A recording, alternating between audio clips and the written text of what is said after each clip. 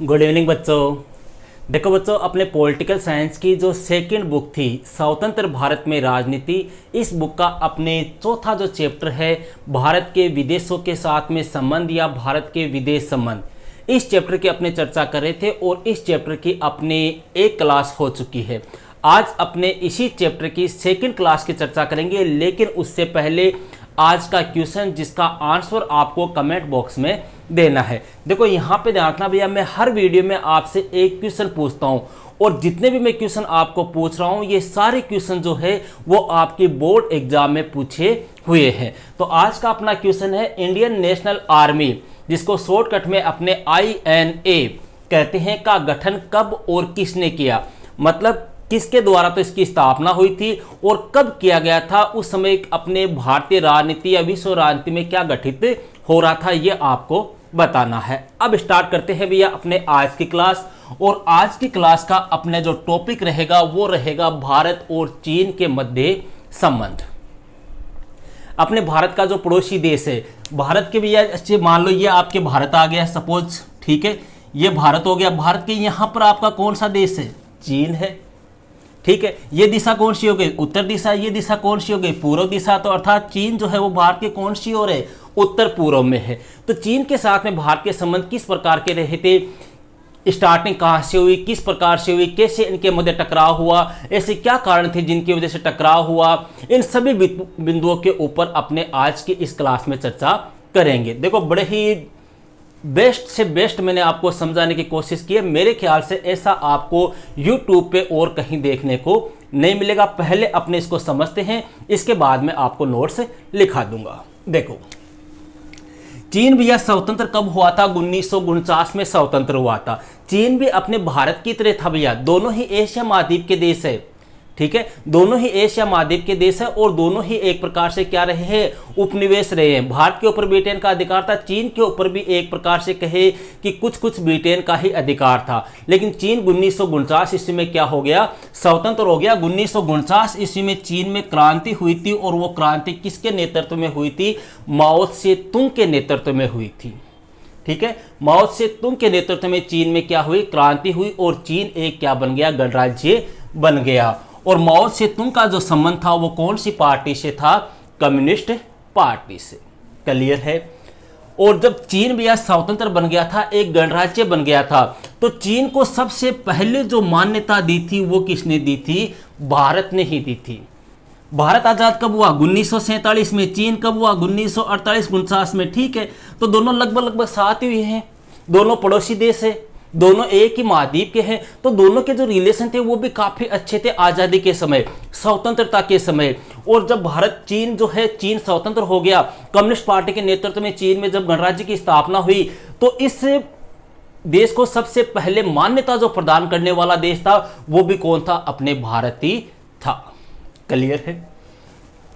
इसी चीन को अपने एशिया का क्या कहते हैं, अजगर भी कहा जाता है। क्यों कहते हैं, किस कारण कहते हैं, ये मैं आपको जब फर्स्ट बुक पढ़ाई थी उसका जब 5वां चैप्टर था उसमें आपको डिटेल से समझा चुका हूं कि चीन को एशिया क्या कहा जाता है, अजगर कहा जाता है। मैकमोहन रेखा जो है भैया वो भारत और चीन के बीच की क्या है, सीमा रेखा है।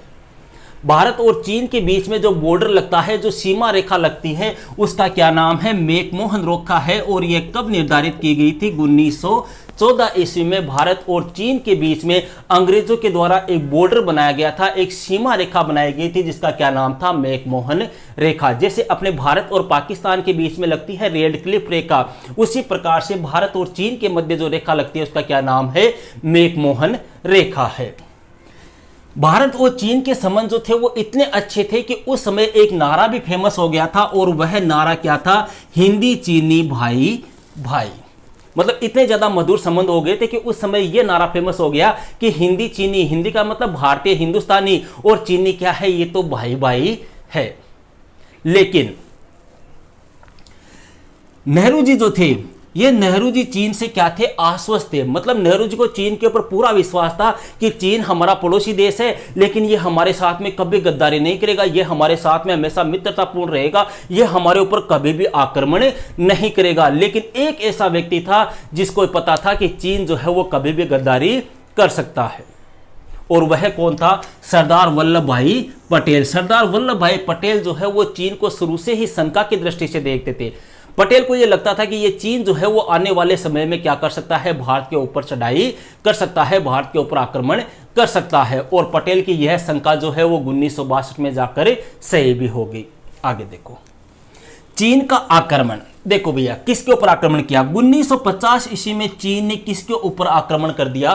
तिब्बत के ऊपर आक्रमण कर दिया। देखो यहां पर आपके चीन है और यहां पर भारत आ गया। भारत और चीन के मध्य यहां पर है भैया आपके क्या? तिब्बत। मतलब दोनों के बीच में है ये। तो चीन ने ये कहा कि ये जो तिब्बत है ना, ये तिब्बत हमारा है। हालांकि ये स्वतंत्र था, ना तो चीन का था ना भारत का था, लेकिन चीनियों ने ये कहा कि जो तिब्बत है ये हमारा अंग है।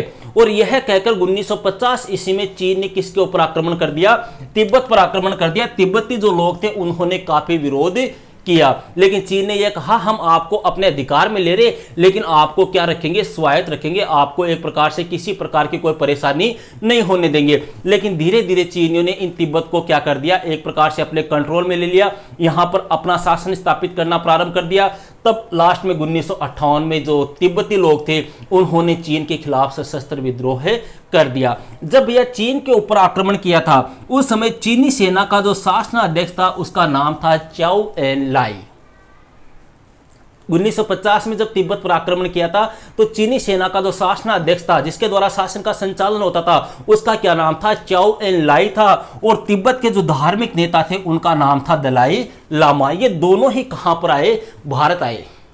दलाई लामा ने चीन के बारे में भारत को बताया कि चीन ने तिब्बत के ऊपर किस प्रकार से आक्रमण किया है। जब 1958 में तिब्बत ने विद्रोह कर दिया था ना चीन के अंदर, ये चीन का विरोध किया था, सशस्त्र विद्रोह कर दिया था चीनी सेना के खिलाफ तिब्बत ने, तब यही दलाई लामा जो था इसने भागकर कहां शरण ली थी? भारत में शरण ली थी। और भारत में अपने हिमाचल प्रदेश में एक जगह है जिसका नाम है धर्मशाला, वहां पर शरण ली थी। और हिमाचल प्रदेश में ही चीनियों की सबसे बड़ी बस्ती है। इसके अलावा आप दिल्ली में भी चीनियों की हिमाचल प्रदेश में ही तिब्बतियों की सबसे बड़ी बस्ती है। और अपने दिल्ली जो है, दिल्ली में भी आपको तिब्बतियों की बड़ी बड़ी बस्तियां मिल जाए। देखो सर्दियों के दिनों में आपने देखा होगा अपने तिब्बती मार्केट लगते हैं, ठीक है? तो वहां पे आप देखना जो तिब्बती मार्केट लगता है उनमें सबसे बीच में एक मूर्ति होती है। वो मूर्ति जो है वो इन्हीं दलाई लामा की होती है। ये इनको तिब्बती लोग अपना धार्मिक गुरु मानते हैं, इनकी पूजा करते हैं। आगे देखो, अब यहां पे 1950 में आक्रमण कर दिया भैया। आक्रमण करने के बाद में 1954 ईस्वी में भारत और चीन के मध्य एक समझौता हुआ था जिसे अपने इतिहास में पंचशील समझौते के नाम से जाना जाता है। पंचशील, पंच का मतलब कितना होता है? 5। मतलब 5 बातों को लेकर भारत और चीन के मध्य क्या हुआ था? समझौता हुआ था, जिसे अपने पंचशील समझौते के नाम से जाना जाता है। बहुत बार एक क्वेश्चन पूछा जाता है पंचशील समझौता कब व किन के मध्य हुआ, इसकी प्रमुख शर्तें बताइए। हालांकि आपकी बुक में दी हुई नहीं है कि पंचशील में कौन कौन सी 5 शर्तें थी, कौन कौन से 5 बिंदु थे, लेकिन फिर भी मैं यहां आपको बता रहा हूं। देखो कब हुआ था? 29 अप्रैल 1954 को हुआ था। भारत और चीन के मध्य हुआ था। भारत के प्रधानमंत्री थे भैया इस समय कौन? पंडित जवाहरलाल नेहरू। और चीन के कौन थे? आपके चाओ एन लाई। यही ठीक है। पंचशील समझौते की 5 बातें कौन कौन सी थी? पहली बात थी अखंडता और प्रभुसत्ता को बनाए रखना, कि दोनों देश जो है वो अपने अपने अखंडता और स्वतंत्रता या प्रभुसत्ता को बनाए रखेंगे, पहली बात। दूसरी अनाक्रमण। अनाक्रमण का मतलब दोनों देश, कौन से दोनों देश? भारत और चीन एक दूसरे पर आक्रमण नहीं करेंगे। ये कब की बात है? 1954 की। लेकिन चीन ने धोखा कर दिया। कैसे किया उसकी चर्चा आगे करेंगे। तीसरा, आंतरिक मामलों में हस्तक्षेप नहीं करेंगे। मतलब भारत और चीन ने यह कहा कि हम दोनों हैं वो एक दूसरे के आंतरिक मामलों में, अंदरूनी मामलों में किसी प्रकार का कोई हस्तक्षेप नहीं करेंगे। आपके मामले आप निपटाओ, हमारे मामले हम निपटाएंगे। इसके अलावा चौथा जो पॉइंट था वो था शांतिपूर्ण सह अस्तित्व की नीति। मतलब हम आपस में क्या बनाए रखेंगे? शांति बनाए रखेंगे, एक दूसरे का आपस में सहयोग करेंगे, एक दूसरे के अस्तित्व की रक्षा करेंगे। और 5वां पॉइंट था आपसी समानता और मित्रता की भावना, मतलब आपस में हम क्या रखेंगे, मित्रतापूर्ण भाव रखेंगे, सहयोग का भाव रखेंगे, समन्वय का भाव रखेंगे और एक दूसरे का क्या करेंगे, सम्मान करेंगे। इस प्रकार से ये 5 बातों को लेकर भारत और चीन के मध्य 29 अप्रैल 1954 को जो समझौता हुआ उसे अपने पंचशील समझौते के नाम से जाना जाता है। लेकिन देखो ये 1954 में हुआ, लेकिन फिर धीरे धीरे लगभग 8 साल बाद में चीन जो है वो इसी पंचशील समझौते से मुकर गया और उसने भारत के ऊपर 1962 में क्या कर दिया, आक्रमण कर दिया। अब यहां पर आपसे यह पूछा जा सकता है कि भारत और चीन के मध्य जो युद्ध हुआ था कब हुआ था, 1962 में। 1962 में इस युद्ध के क्या कारण थे, ऐसे क्या कारण थे जिनकी वजह से चीन ने भारत के ऊपर आक्रमण किया। ठीक है, तो देखो पहला जो कारण था भैया वो था सीमा विवाद। सीमा विवाद किनके मध्य, भारत और चीन के मध्य जो सीमा रेखा लगती है जिसका नाम क्या है, मैकमोहन रेखा। अभी बता चुका हूं मैं आपको। ठीक है, मैकमोहन रेखा जो कब बनाई गई थी, 1914 में निर्धारित की गई थी। इस रेखा को मानने से चीन ने क्या कर दिया, इनकार कर दिया।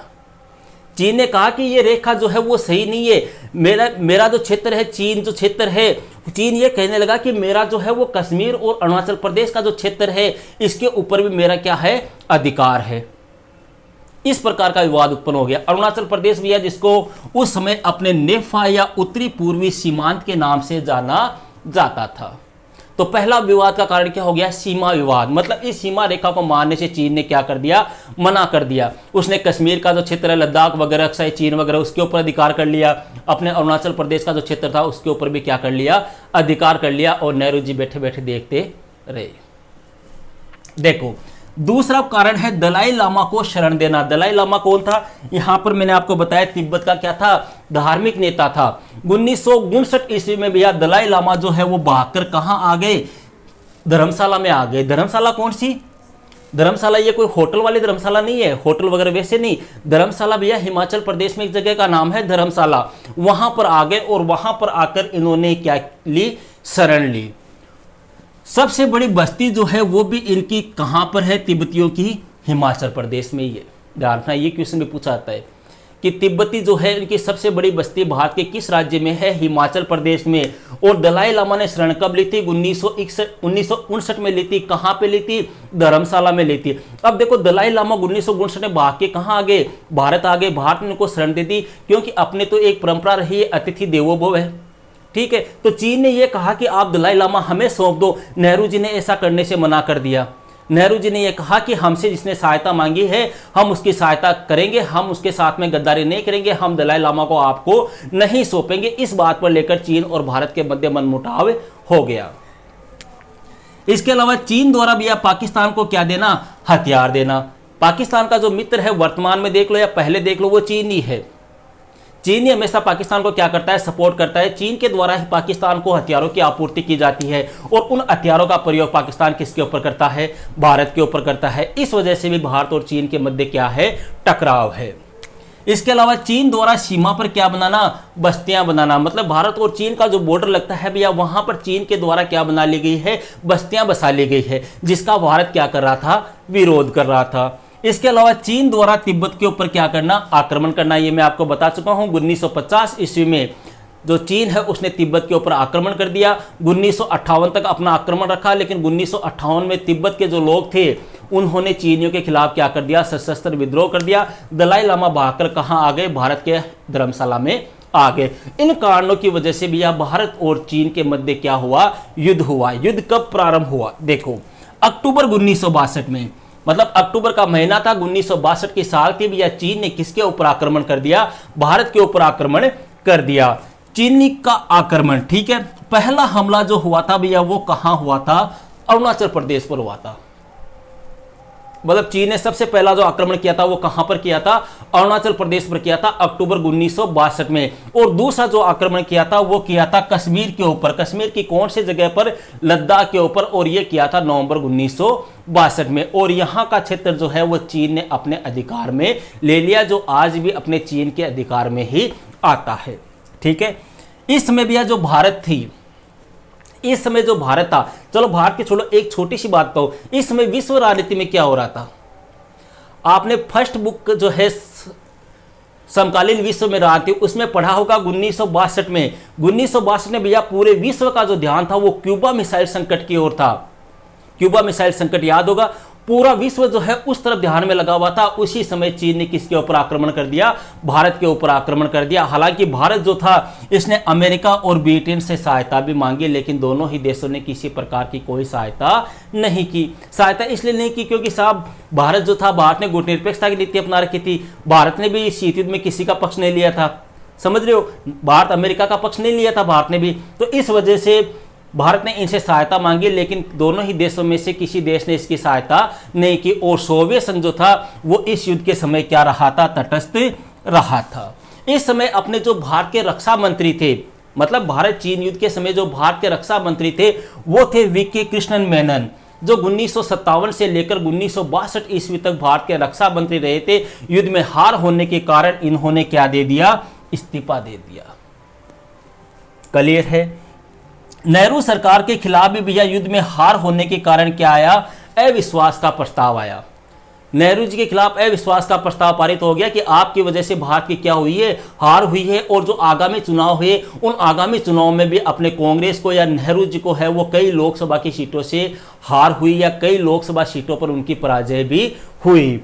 इसी समय भैया जब युद्ध हो गया था 1962 में, 1962 में जब युद्ध हो गया तो 1962 के बाद में भारत और चीन के संबंध जो है वो इस प्रकार के हो गए।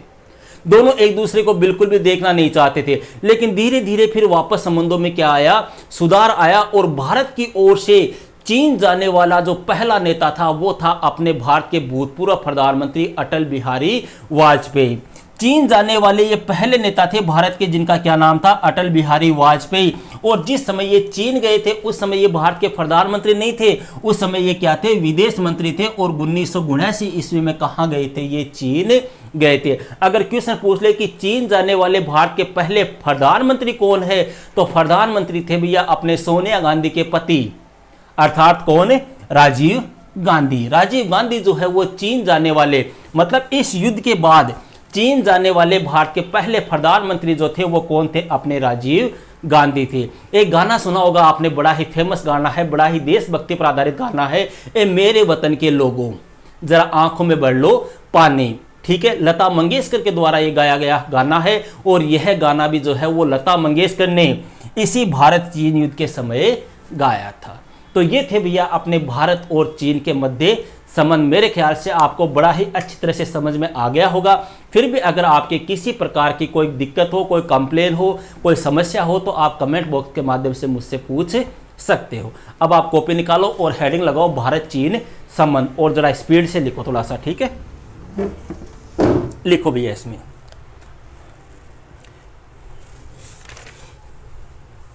लिखो चीन 1949 में, चीन में 1949 में माओ से तुंग के नेतृत्व में क्रांति हुई और चीन एक गणराज्य बना।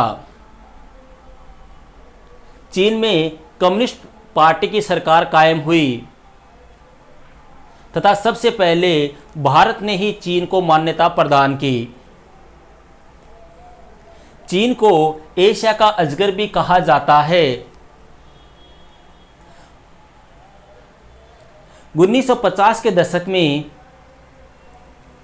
भारत और चीन के मध्य संबंध काफ़ी मधुर थे और एक नारा भी प्रसिद्ध था, हिंदी चीनी भाई भाई। भारत के प्रधानमंत्री पंडित जवाहरलाल नेहरू को चीन पर बहुत ज़्यादा विश्वास था। नेहरू का ये मानना था कि चीन कभी भी भारत के ऊपर आक्रमण नहीं करेगा, लेकिन सरदार वल्लभ भाई पटेल को चीन को लेकर शंका थी। पटेल का यह मानना था कि चीन भविष्य में भारत के ऊपर आक्रमण कर सकता है। अब हेडिंग लगाओ, चीन का तिब्बत पर हमला, ऐसे हेडिंग लगा लो, चीन का तिब्बत पर हमला। और इसमें लिखो 1950 में चीन ने तिब्बत पर अधिकार कर लिया।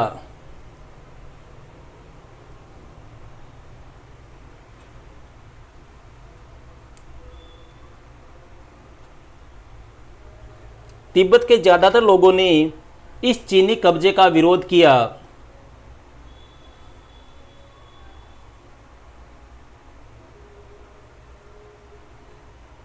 1956 में चीनी शासनाध्यक्ष चाओ एन लाई भारत के दौरे पर आए। इसी समय तिब्बत के धार्मिक नेता दलाई लामा भी भारत के दौरे पर आए।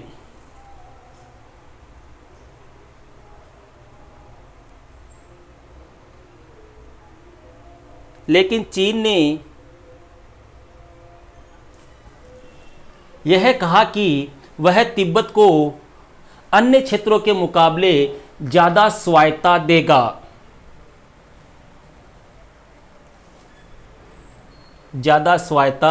देगा।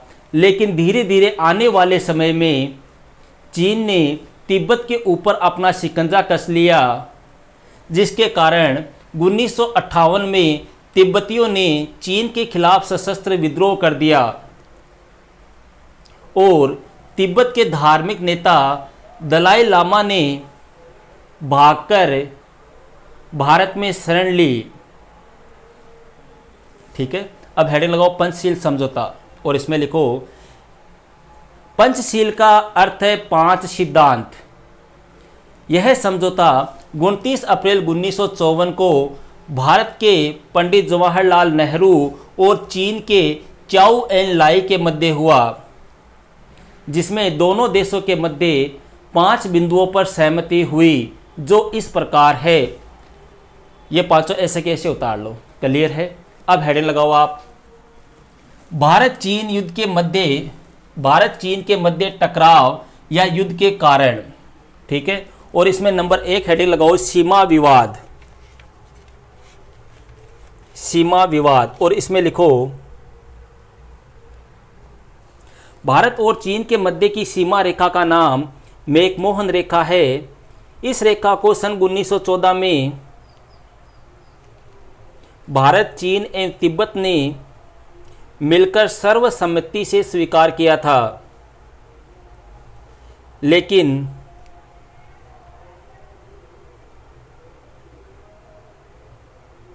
धीरे धीरे चीन ने इस रेखा को मानने से इनकार कर दिया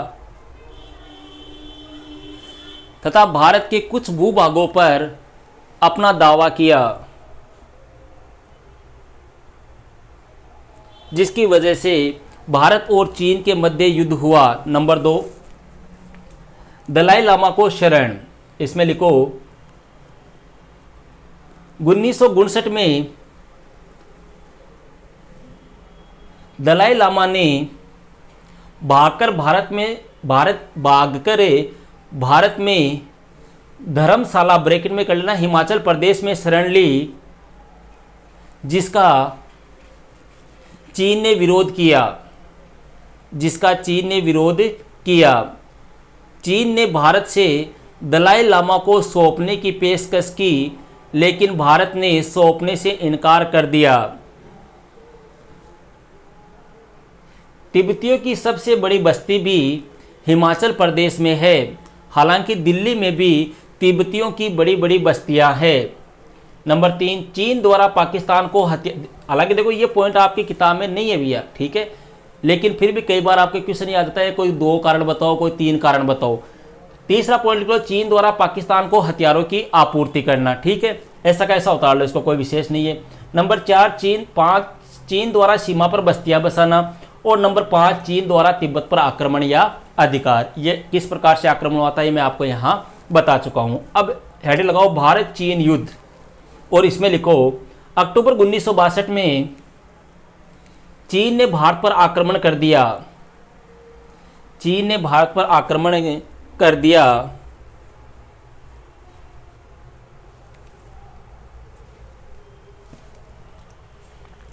चीन के द्वारा पहला आक्रमण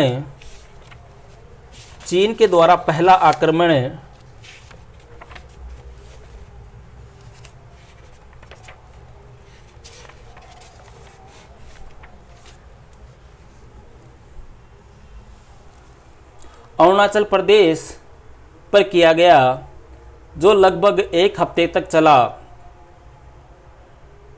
तथा दूसरा आक्रमण नवंबर में लद्दाख पर किया।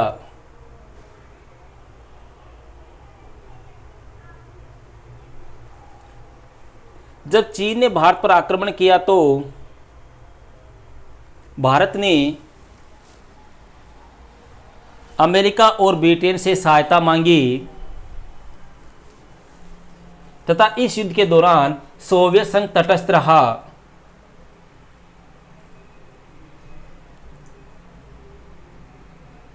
भारत चीन युद्ध के समय भारत के रक्षा मंत्री वीके कृष्णन मेनन थे, जिन्होंने युद्ध में हार के बाद इस्तीफा दे दिया और इस युद्ध में हार होने के कारण नेहरू सरकार के खिलाफ भी अविश्वास का प्रस्ताव पारित हुआ तथा आने वाले लोकसभा चुनाव में भी कई सीटों पर कांग्रेस की हार हुई, नेहरू सरकार की हार हुई। फिर पैराग्राफ चेंज करके लिखो, भारत चीन युद्ध के बाद दोनों देशों के संबंध धीरे धीरे मधुर होने लगे और भारत की ओर से चीन जाने वाले पहले व्यक्ति अटल बिहारी वाजपेयी थे, जो उस समय भारत के विदेश मंत्री थे। ये 1979 में चीन गए थे।